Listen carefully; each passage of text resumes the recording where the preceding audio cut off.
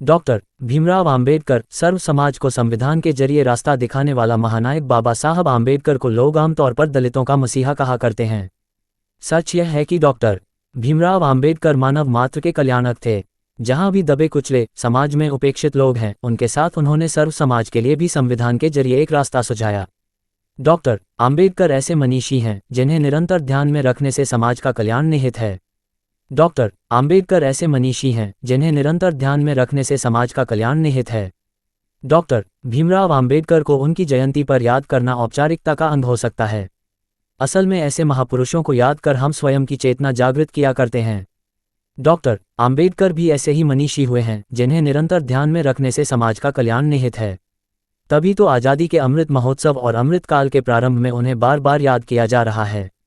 इधर हाल के कई आयोजनों में स्वयं प्रधानमंत्री नरेंद्र मोदी ने बाबा साहब का विभिन्न प्रसंगों में स्मरण किया है। वे कहते हैं कि लोग आमतौर पर बाबा साहब को दलितों का मसीहा कहा करते हैं। प्रधानमंत्री के मुताबिक सच यह है कि आम्बेडकर मानव मात्र के कल्याणक थे।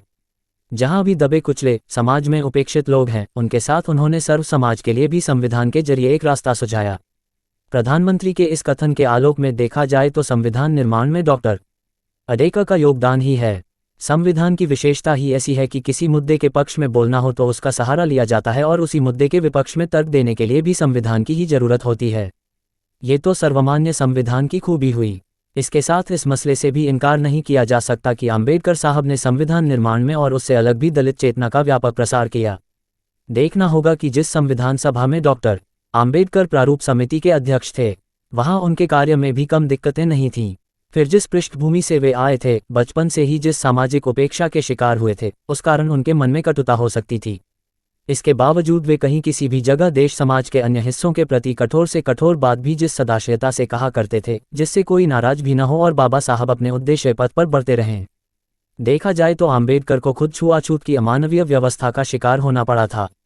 इसी अनुभव के बूते उन्हें गांधी जी के विरोध तक जाना पड़ा। वे गांधी को आज़ादी के आंदोलन का सर्वमान्य नायक मानते रहे, लेकिन महात्मा नहीं।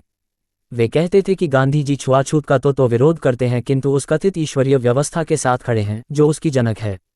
सही मायनों में आम्बेडकर का यही साफ संदेश है कि हिंदू धर्म अपने कुछ इसी तरह की सीमाओं के कारण प्रसार नहीं पा सका अथवा उसमें विसंगतियां शामिल रहीं। डॉक्टर आम्बेडकर ने बाद में इसी कारण बौद्ध धर्म स्वीकार कर लिया था। यह अलग बात है कि उनके जैसे नायकों से प्रेरणा लेकर हिंदू धर्म ने भी समयानुकूल बहुत क्रांतिकारी अनुकूलता दिखाई है। डॉक्टर आम्बेडकर ने अपने सामाजिक चिंतन में लगता है कि महान संत ज्योतिबा फुले के विचारों को अपने केंद्र में रखा। फिर राजनीतिक चिंतन में वे दलितों को उनके हक के लिए लड़ते रहे। याद करें तो 1920 से ही, यानी आज़ादी के 27 साल पहले ही वे इसके लिए सजग हो उठे। उन्होंने भारत में संविधान निर्माण पर किसी भी तरह की सोच से पहले दलितों के लिए अलग मतदान के अधिकार की मांग शुरू कर दी थी। गांधी जी दलितों को समाज का मुख्य अंग मानते हुए मतदान की व्यवस्था भी एक ही तरह की चाहते थे, इसलिए वे इसके विरोध में खुलकर गए। परिणामस्वरूप पूना पैक्ट का ऐतिहासिक समय आया जब दलितों के लिए आरक्षण की व्यवस्था हुई। समय समय पर उसमें कई सुधार के साथ शिक्षा और नौकरी सहित विभिन्न सदनों के लिए आरक्षित सीटों की व्यवस्था की गई। आज इस बात में कोई मतभेद नहीं कि यह बाबा साहब की पहल से ही हुआ है। प्रश्न है कि डॉक्टर भीमराव आम्बेडकर में दलितों के लिए संघर्ष की प्रेरणा कहाँ से आई। ऊपर बौद्ध धर्म का उल्लेख किया गया है, परंतु ये तो बाद की बात है। विदेशी शिक्षा के दौरान भीमराव आम्बेडकर देखते रहे कि ईसाई मिशनरीज में भेदभाव नहीं है, इसीलिए वे प्रसार की ओर हैं। यही सावधानी पूर्वक समझना होगा कि इसके बावजूद सामाजिक चेतना के लिए वे ईसाई मिशनरीज नहीं, बल्कि ज्योतिबा फुले जैसे भारतीय संत से प्रेरणा लेते हैं। धर्म के आश्रय के लिए भी वे भारत जनित बौद्ध पंथ की ओर मुड़ते हैं। बाबा फुले ने बाल विवाह के विरोध के साथ विधवा विवाह का समर्थन किया था। तब बाल विवाह बहुत हुआ करते थे, दबे कुचले वर्ग में ये कुछ अधिक ही था। फिर फुले ने शिक्षा को पहली जरूरत बताई थी। बाबा साहब भीमराव अंबेडकर ने भी जहां अवसर मिला, वे दलित समाज के लिए शिक्षा पर जोर देते रहे।